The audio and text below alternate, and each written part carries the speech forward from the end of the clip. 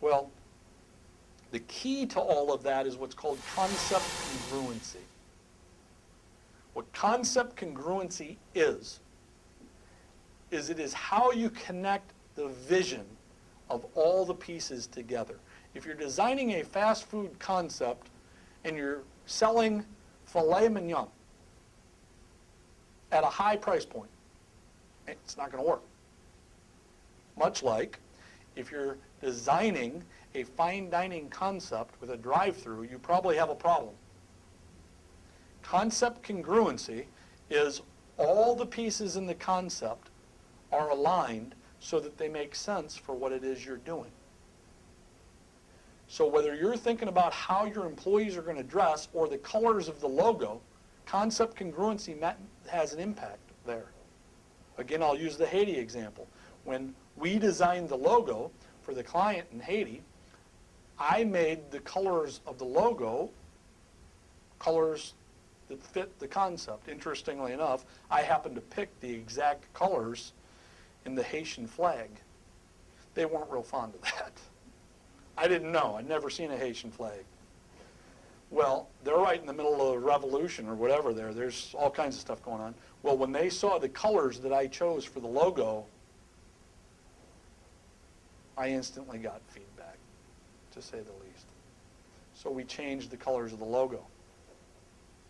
Well, but think of that even with your restaurant. It doesn't have to be in a foreign country. With your restaurant, there are certain colors we use. Fast foods use a lot of yellows and blacks and reds and whites. Fine dining, not so much. Fine dining uses more earth tones, right?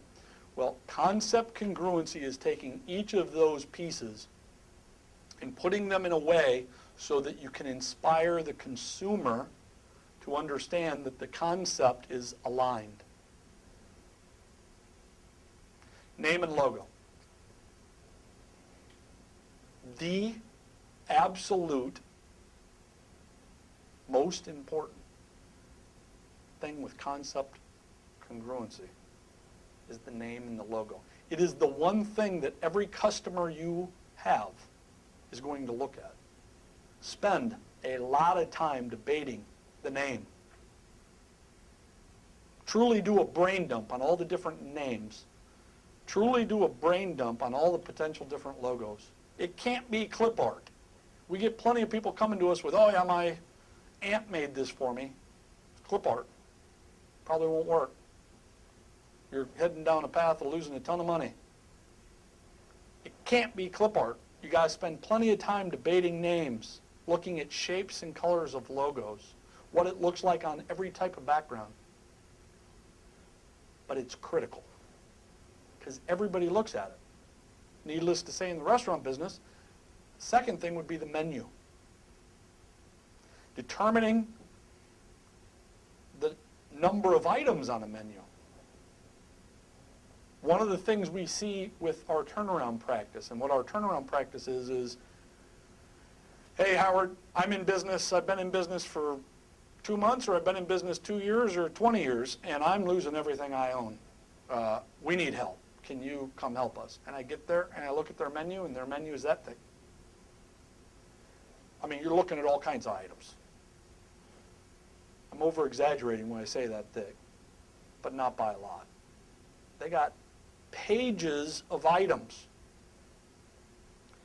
They see certain restaurants, I'm sure you've all been at the Cheesecake Factory, where the menu is huge.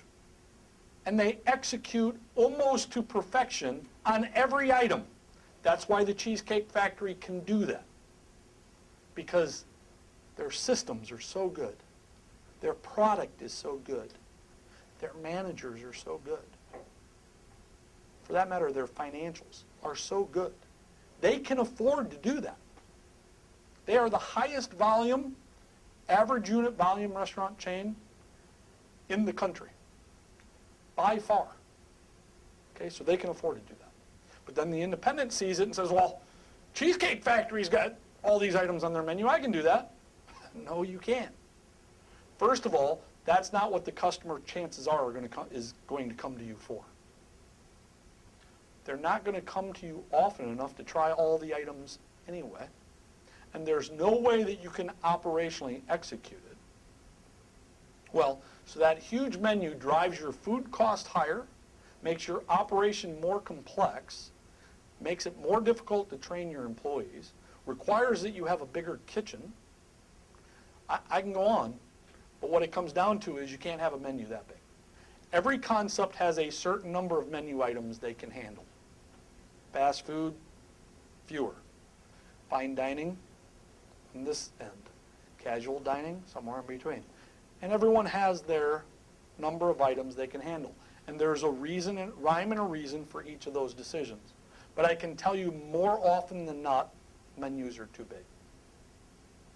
And you got to dial a menu down if you expect to operate it. But then let's talk about pricing. Interestingly enough, more often than not, menu pricing is too low. And I know that shocks you to hear me say that. But when we go into restaurants that are in trouble, more often than not, their prices are too low.